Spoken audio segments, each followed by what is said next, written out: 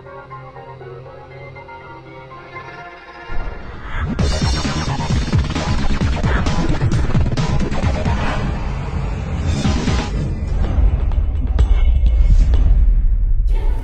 a fundraiser for the elementary, not just Kemper, but all the elementaries in this area. So. Which one's Will his do. chair? All right, well, we will go ahead and call this meeting to order. So Flag, there you go. Down here. if we can all stand for the pledge. The flag's over here, by the way. I pledge allegiance To the flag of the United States of America and to the republic for which it stands, one nation, under God, indivisible, with liberty and justice for all. All right. So before we get too into this, first off, I just want to say congratulations to all the staff and contractors, everybody that put this project together. It's just, my gosh, this is a nice room. This is a great building. Smells great in here. So just congratulations to everybody. It really came out good. So. All right, so first thing that we're going to do, we're going to approve the minutes of last month's meeting. Take a motion on that. I so move. Second. Klein, Yes. Levy, Stang, Ringel, Yes. Butler, Yes. Giannoni. All right, good deal. And moving on, who's doing this? Neva? All right, Neva, take it away. Okay, tonight we're going to hold a public hearing on an application for a conditional use permit. Darren and Kathy Stone have applied for a conditional use permit to use an existing structure as a single-family residence in the commercial highway zone district. The structure is located at 638 State Street. I can hear her. I know what she's saying. What's wrong? Can't hear you. We No. couldn't hear you down here.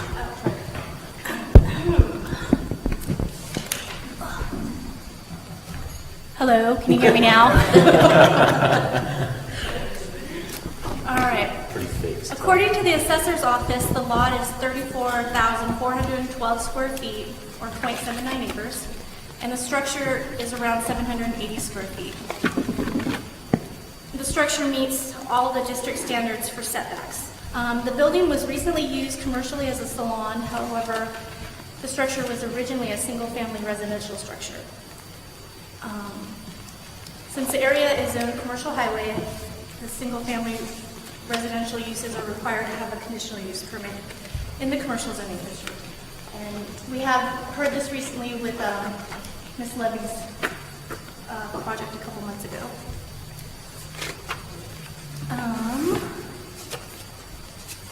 Let's see.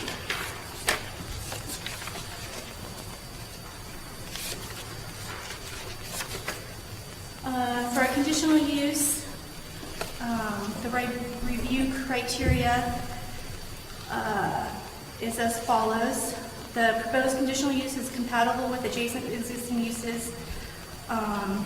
No changes are proposed for the exterior of the structure, and the proposed use should be compatible in terms of appearance.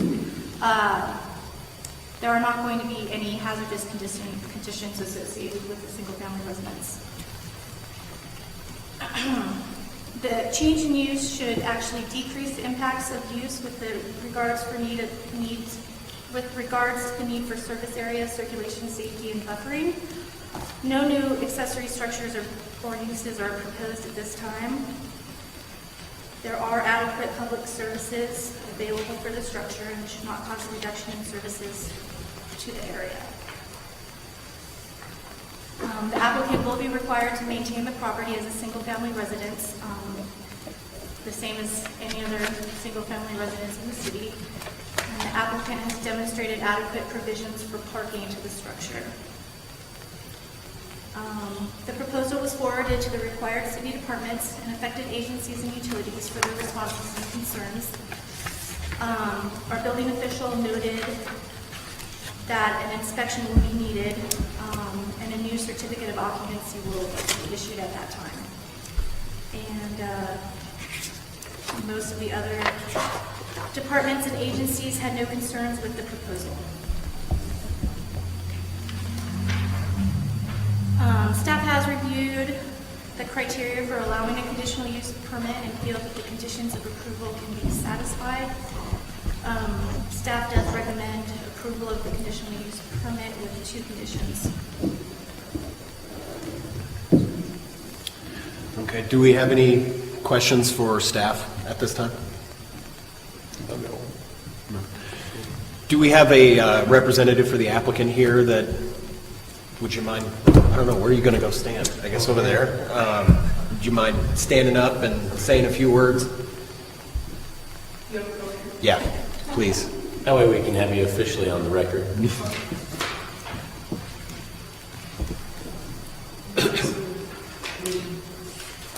Yeah, which podium? So I'm Kathy Stone, and basically we're just wanting to keep the property commercial, but be able to have a single-family residence there if we're not able to rent it commercial. We've been trying to rent it commercial for a little while, and we just haven't had a lot of interest in it. And we did know that there was a lot of interest for residential. I have a question about the current, right now, is it still set up for a salon? It is. So how much of a renovation project are you going to have to undertake to convert it back into a house? Basically, it's already got a kitchen still and a bathroom. We would just have to cap off the plumbing into the wall and build 2 walls for a bedroom. Okay.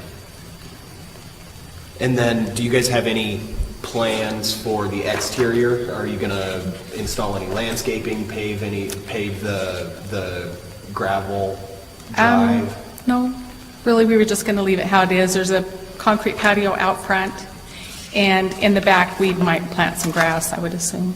Okay. Have any other questions for the applicant? Negative? Thank you. Thank you. All right, at this time, we'll go ahead and open up the floor to public comment. Do we have anybody here that'd like to speak either for or against the item that's before the commission right now? Not so much, okay. We will close the floor and bring it back over to the commission.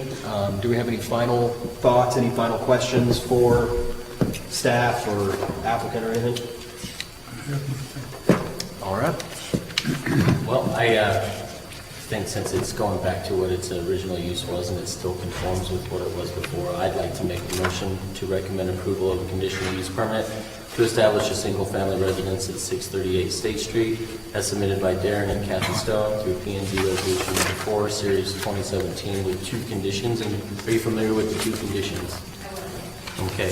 A is all requirements of utility providers, city departments, and affected districts must be satisfied as outlined in adopted city codes and other regulatory documents, specifically in reference to building code and fire code requirements.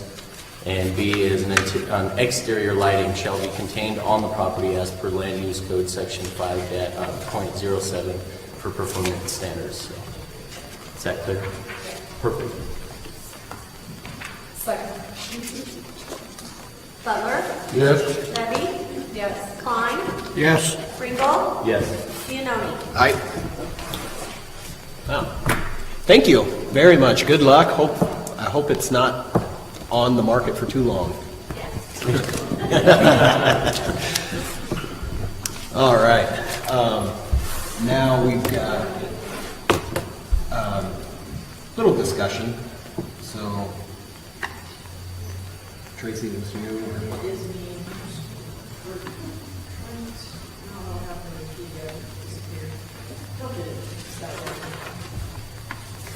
So anyways, this, the first thing on this next item is that the title should have been land use code amendment, not the rezoning, just a small error in the agenda, just to make sure it's clear for everyone.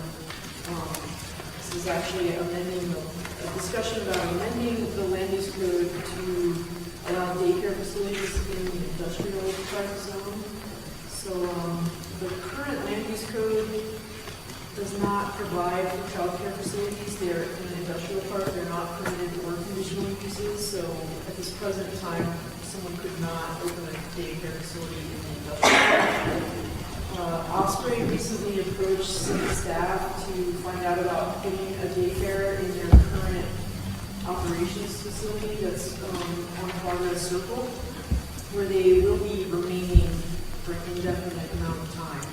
So we have, kind of met with them and discussed this proposal. They've made it clear, I think many of us are aware, that child care is lacking in Cortez and the county in general. So typically, child care facilities aren't always allowed in industrial parks. Some communities do allow them there. However, they're kind of incompatible, a child care facility and high-intensity industrial uses. So that's oftentimes why they're not usually a permitted or conditional use, also because you want to kind of keep the industrial park land available for industrial uses. So they also can cause conflicts because of the different nature of the two things. So if a child care facility were to be located in the industrial park, we would want to make sure that any conflicts could be properly mitigated. So if the planning commission is open to considering an amendment to the land use code to add what we're suggesting a conditional use permit under the industrial zone for child care facilities, staff would propose that it is only allowed as an additional use and as an accessory use to an existing business. And you may consider also the possibility of that existing, not existing, but primary use. You may also want to look at whether you want to categorize primary uses as being something where you would want to have a childcare facility in the same structure as attached to the use. So those are kind of the suggestions coming from staff. So the other thing we wanted to note was that we are, as you all know, going through this land use code update. So whatever we amend right now is kind of a quick and dirty way of getting to this. In the new code, it will fall under all the new standards that are provided for in that code. So it's a little different when we adopt the whole code together. I guess we want to hear from you guys whether you want us to spend the time to do this land use code amendment. How quick are they looking to move on this? Pretty quickly, my understanding, they wanted to hopefully get in, be able to open the facility in late summer.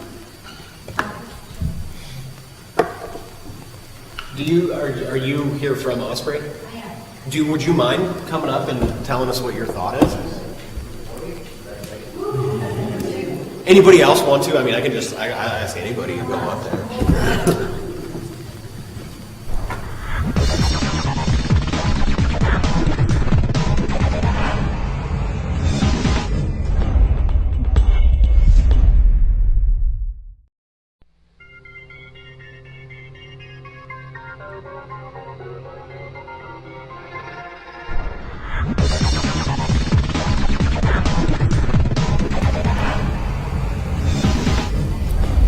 Thank you for having me.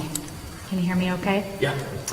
Actually, if you'll stand in that one right there. Yeah. So I think that this need is really stemming from the nature of our team members, and that is that we have a lot of very young families that are working. Sometimes both parents are working at Osprey, and we've got a really stout, energetic group.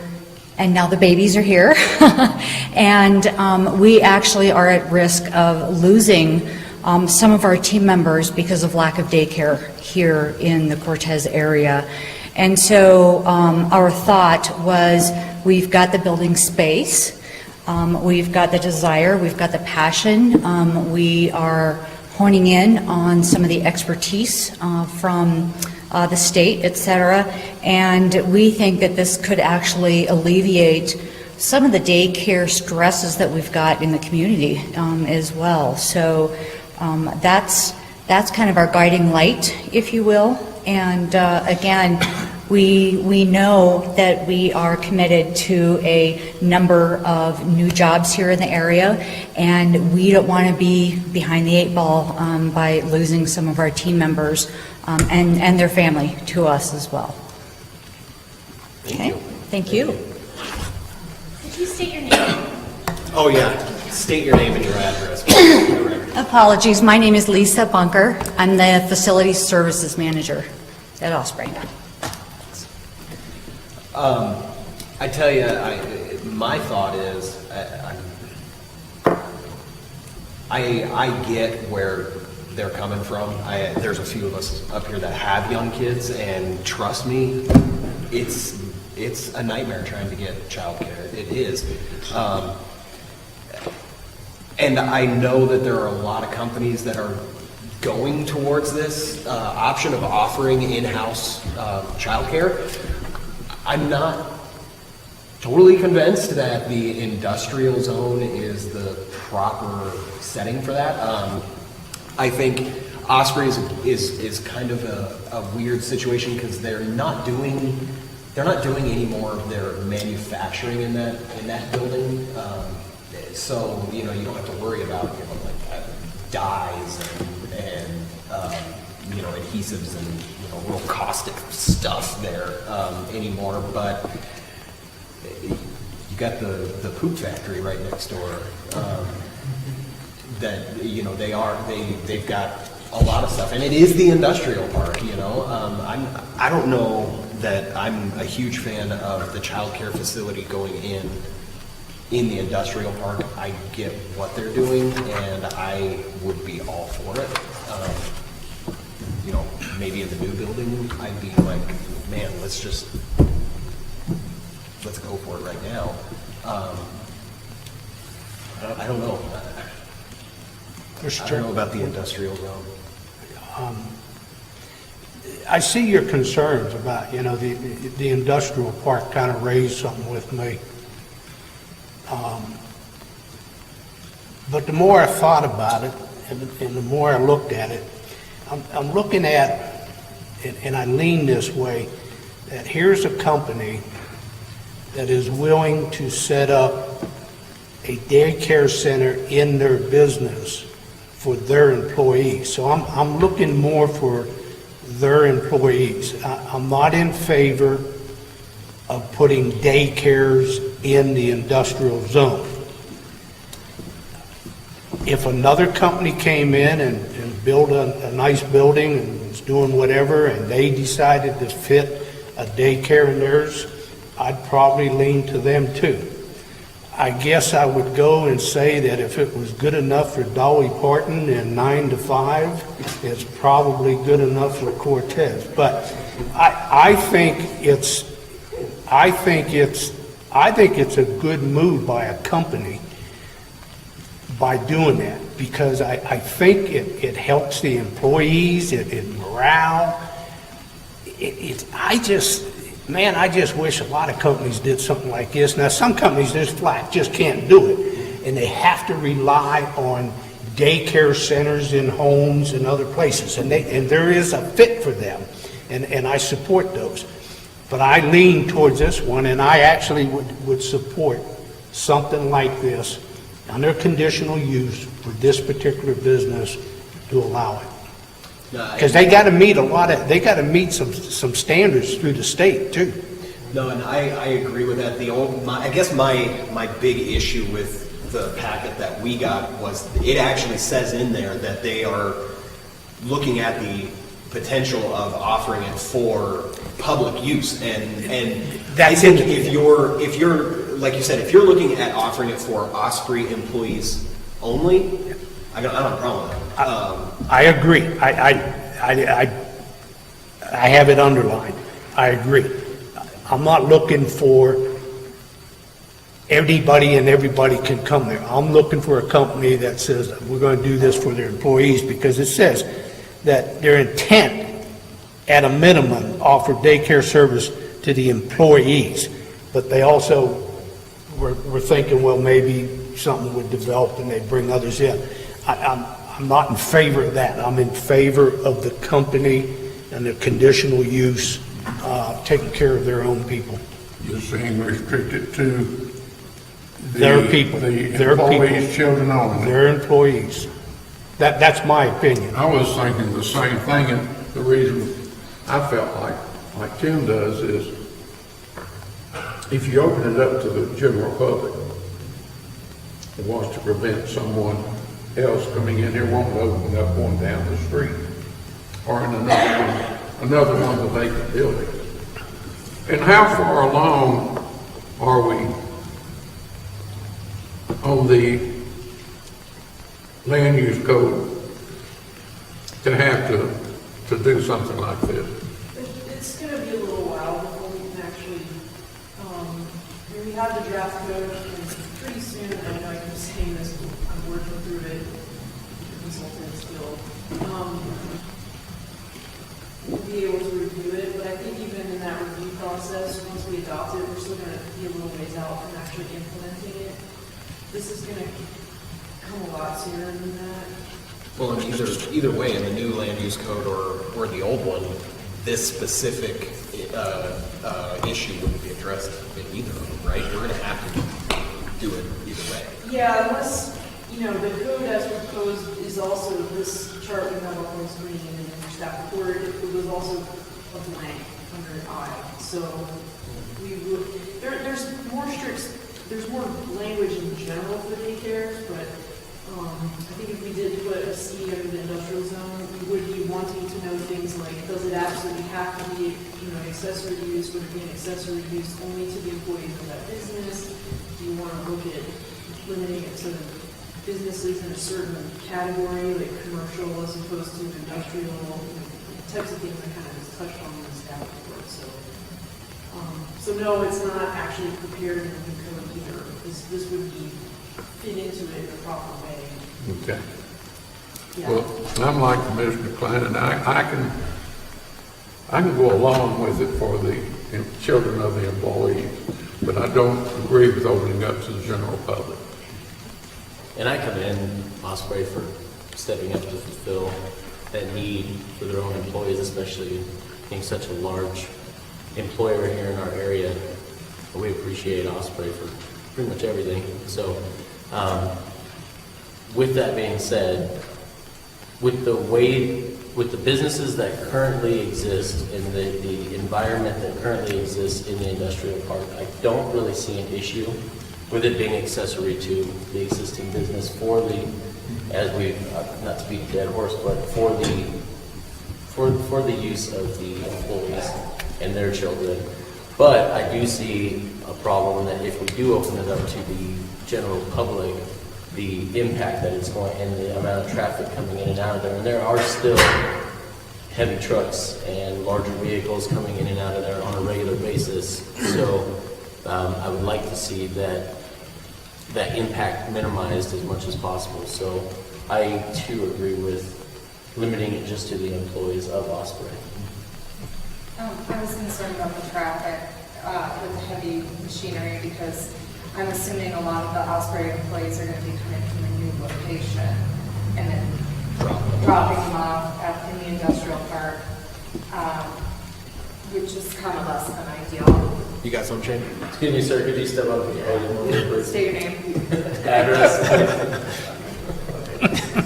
I just wanted to mention that for P&Z tonight, I know we're talking about Osprey because they brought the application to you, Right. but you're really not considering their conditional use permit tonight. Right. What you're considering is whether or not to amend the code. So I would structure it just more like if P&Z is supportive of it being an accessory use to primary use, and you're supportive of the conditional use, in other general conditions you would want on it, I think that's good, but I just don't really think we should talk about the Osprey application because it's not actually in front of you. So that was just my only caveat, that we should probably just kind of get staff direction as far as what you'd like to see, and then we could bring back that code revision.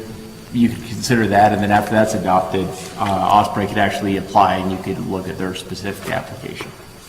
Thanks, Shane. And to that point, Well, hang Yeah, on, that would Becky, be perfect. did you, So yeah, I mean, I just, in general, my thoughts are taking kids to the industrial park is not the most ideal location, no matter what your business is. Which is, it's kind of a bad co-use of space, but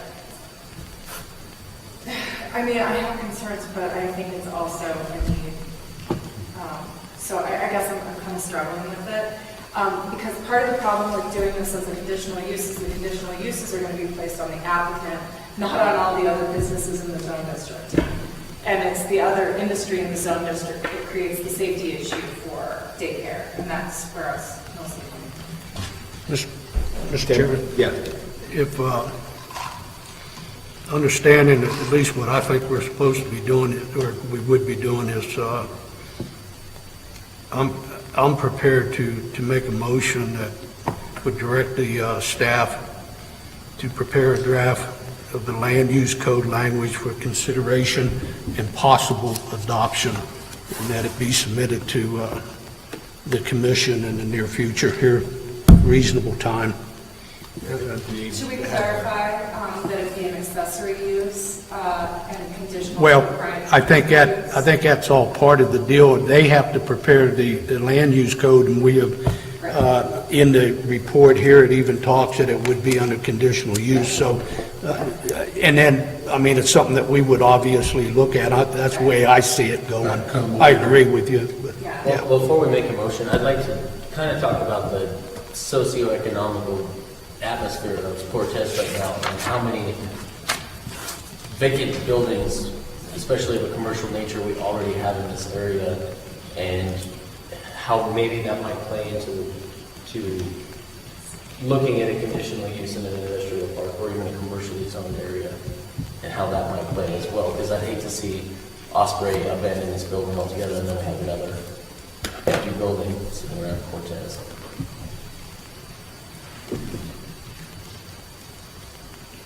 And I'm just kind of throwing all this out here right now, spitballing, but So your concern is that a business will vacate their current location, leaving a completely abandoned structure if when they have a use in mind for it already. If we don't allow the Yes. childcare? Yes, and not just Osprey, obviously, in this situation, but any business owner who might. Well, I said it before. I think this is what businesses are doing now. I think it is important. I think in today's world and in today's economy, dual income families are the norm, and being able to, for a company to be able to offer childcare on site. I mean, trust me. I mean, I've got little ones. I understand the thought behind it, and I am all for it. So I get that. I understand that concern. We do have a motion on the table. Do we have any further discussion? We need a second. Second. Ringgold, Yes. Klein, Yes. Butler, Yes. Debbie, Yes. Giannoni. Aye.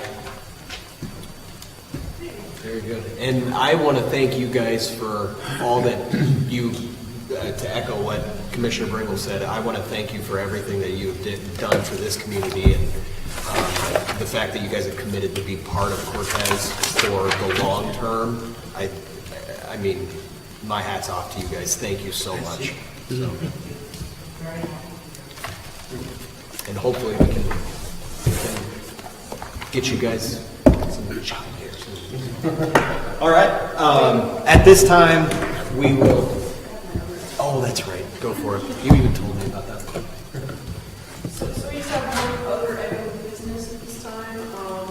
We're going to introduce two staff members to the planning and building department. And that's Chris Curry, our code enforcement and building inspector officer, and Cheryl Lindquist, who is our permit tech. And you may invite them to speak a little bit live. I would like to invite you. Speech.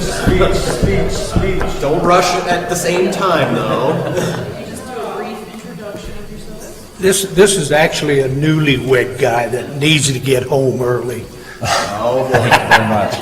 Well, let's let him talk here, because he probably don't do much at home. Well, I just want to start off by saying thank you for the warm welcome. I've been here about a week, that is in this new position under code enforcement and building inspecting. Been a local here in Dolores, in Cortez, this area, for about 20 years. A business owner, a builder, and now a husband as of September. and looking forward to the opportunity of working with my community and getting to know all of you on a personal level and helping out the people that I'm working with. So I really appreciate all that everyone here has done for me, and thanks for the warm welcome. Welcome aboard. Congratulations. Hi, I'm Cheryl Lindquist. I'm not a newlywed, I'm an oldie-wed. I've been around here for quite some time. I've been in several different businesses, most recently at RE/MAX. I left RE/MAX wanting to find something that I wanted to enjoy and stay with for a while, and I was fortunate enough to get this position, and I am thrilled to be here. Going to work my little socks off to make sure I do the best job I can. And this is our hometown. We were gone a long time, and we are just so happy to be back here. So thank you, guys. Very good. Okay, I have one other thing. So apparently, are any of your Kindles working? Yeah, mine's working great. I mean, I never charge mine because I forget I have it. But so at 3 o'clock on meeting day, I'm like, oh crap, I gotta plug it in. But yeah, it works fine. Same. Yeah. I don't know. Kids are not using it. Kids are using a Mac Air. I gave mine back. It works, it's the same thing. Well, okay. Why? No. I couldn't get my documents to pull I up. returned 2 Kindles today, so, I couldn't get Well- any of the documents to show up on the website. Like couldn't pull get it to up. download? I couldn't look at it, I couldn't download it. I couldn't- So it was a good thing she emailed it to me a couple days ago. Could you view it through that or? Oh, I did it on my computer. I did everything, all the reviewing on my computer because I couldn't get it on the. Sounds like I did a little bad. This is what a tablet used to be.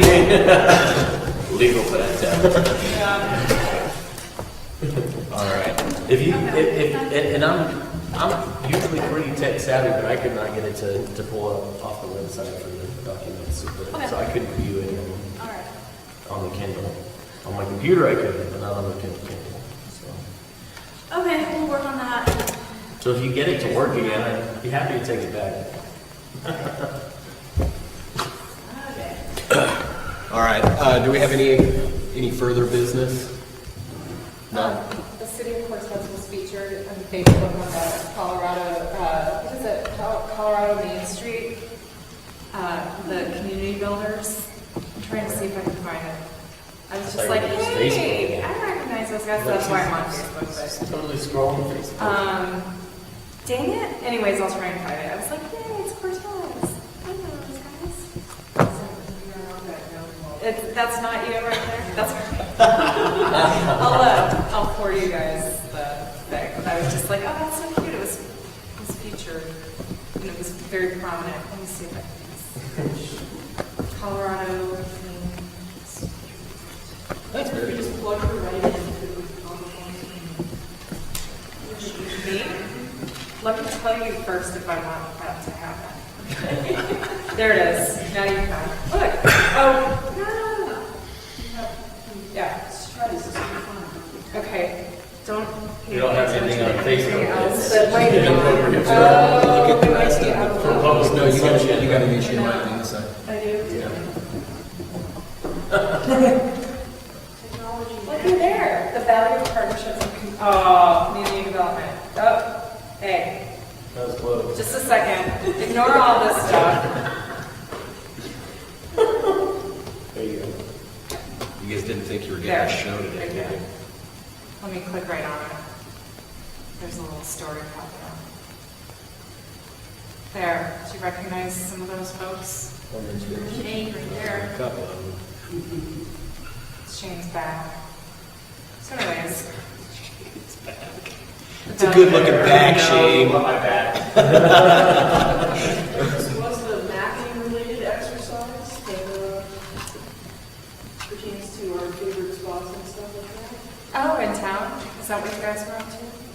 Among other discussions. PPPs.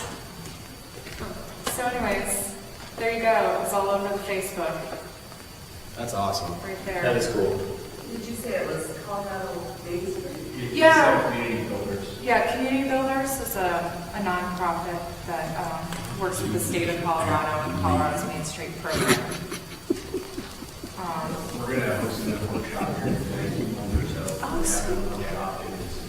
Oh, great. Awesome. Do we get to come? I don't know what that is. Also, you're on my awesome list. I know. Ray was definitely in. I'm in. I'm here. Well, good deal. That's awesome. Congratulations to everybody. So, any more last minute thoughts before we call this thing? All right. Well, thank everybody for coming, and we are adjourned.